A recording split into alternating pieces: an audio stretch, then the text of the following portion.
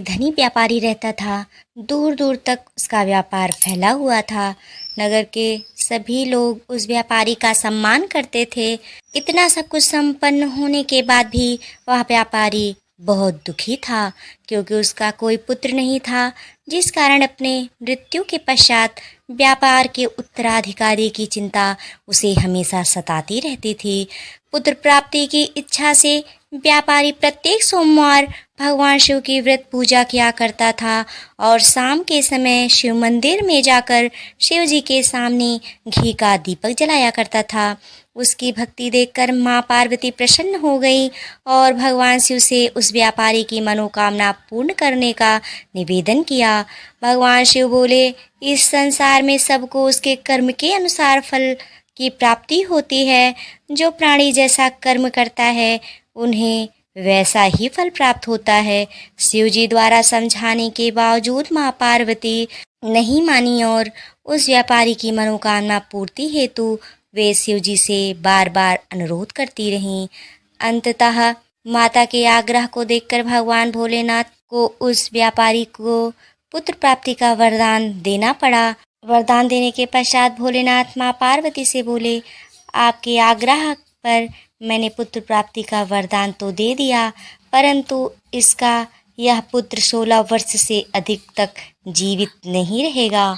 उसी रात भगवान शिव उस व्यापारी के स्वप्न में आए और उसे पुत्र प्राप्ति का वरदान दिया और उसके पुत्र के 16 वर्ष तक जीवित रहने की बात भी बताई।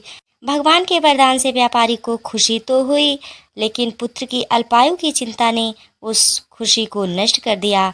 व्यापारी पहले की तरह सोमवार के दिन भगवान शिव का विधिवत व्रत करता रहा। कुछ महीनों के बाद उसके घर एक अति सुंदर बालक ने जन्म लिया और घर में खुशियां ही खुशियां भर गईं।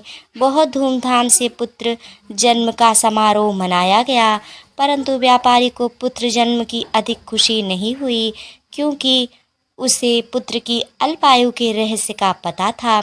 जब पुत्र 12 वर्ष का हुआ तो व्यापारी उसे उसके मामा के साथ पढ़ने के लिए वाराणसी भेज दिया। लड़का अपने मामा के साथ शिक्षा प्राप्ति हेतु चल दिया। रास्ते में जहाँ भी मामा भांजे विश्राम हेतु रुकते, वहीं यज्ञ करते और ब्राह्मणों को भोजन कराते। लंबी यात्रा के बाद मामा भांजे एक नगर में पहुँचे। उस दिन नगर के राजा की कन्या का विवाह था, जिस कारण पूरे नगर को सजाया गया था। निश्चित समय पर वह बारात आ गई, लेकिन वर का पिता अपने बेटे के एक आंख से काने होने के कारण बहुत चिंतित था। उसे भय था कि इस बात का पता चलने पर कहीं राजा विवाह से इनकार न कर दें, इससे उसकी बदनामी भी होगी। जब वर के पिता ने व्यापारी के पुत्र को देखा तो उसके मस्तिष्क में एक विचार आया। उसने सोचा, क्यों न इस लड़के को दूल्हा बनाकर राजकुमारी से विवाह करा दूं। विवाह के बाद इसको धन देकर विदा कर दूंगा और राजकुमारी को अपने नगर ले जाऊंगा।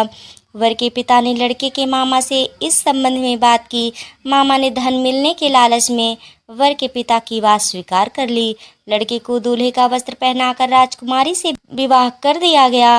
राजा ने बहुत सारा धन देकर राजकुमारी को विदा किया। शादी के बाद लड़का जब राजकुमारी के साथ लौट रहा था तो वह सच नहीं छिपा सका और उसने राजकुमारी की ओढ़नी पर लिख दिया, राजकुमारी, तुम्हारा विवाह मेरे साथ हुआ था।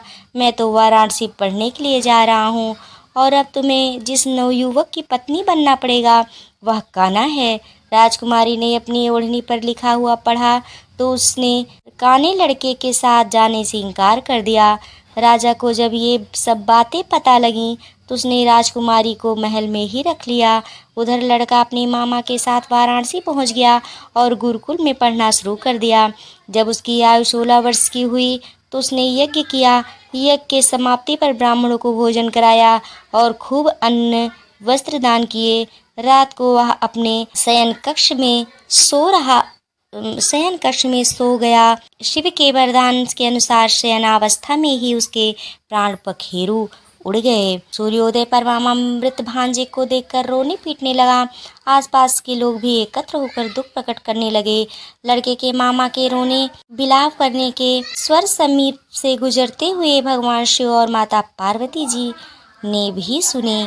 माता पार्वती ने भगवान से कहा, प्राणनाथ, मुझे इसके रोने के स्वर सहन नहीं हो रहे, आप इस व्यक्ति के कष्ट को अवश्य दूर करें। भगवान शिव ने माता पार्वती से कहा। भगवान शिव ने माता पार्वती के साथ अदृश्य रूप में समीप जाकर देखा तो भोलेनाथ माता पार्वती से बोले, यह तो उसी व्यापारी का पुत्र है जिसे मैंने 16 वर्ष की आयु का वरदान दिया था। इसकी आयु पूरी हो गई है। माँ पार्वती ने फिर भगवान शिव से निवेदन कर उस बालक को जीवन देने का आग्रह किया। माता पार्वती के आग्रह पर भगवान शिव ने उस लड़के को जीवित होने का वरदान दिया और कुछ ही पल में वह जीवित होकर उठ बैठा। शिक्षा समाप्त करके लड़का मामा के साथ अपने नगर की ओर चल दिया। दोनों चलते हुए उसी नगर में पहुँचे जहाँ उसका विवाह हुआ था। उस नगर में भी यज्ञ का आयोजन किया।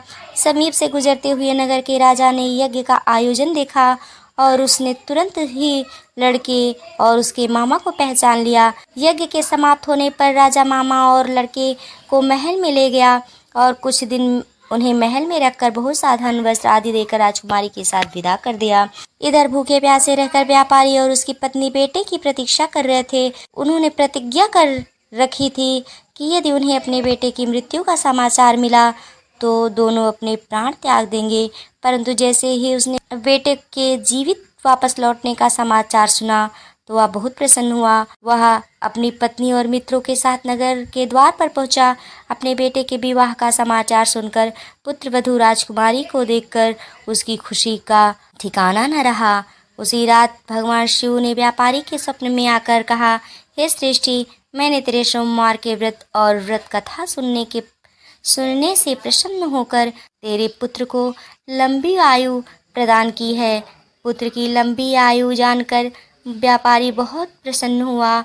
शिव भक्त होने तथा सोमवार का व्रत करने से व्यापारी की सभी मनोकामनाएं पूर्ण हुई। इसी प्रकार जो भक्त सोमवार का विधिवत व्रत करते हैं और व्रत कथा सुनते हैं, उनकी सभी इच्छाएं पूरी होती हैं।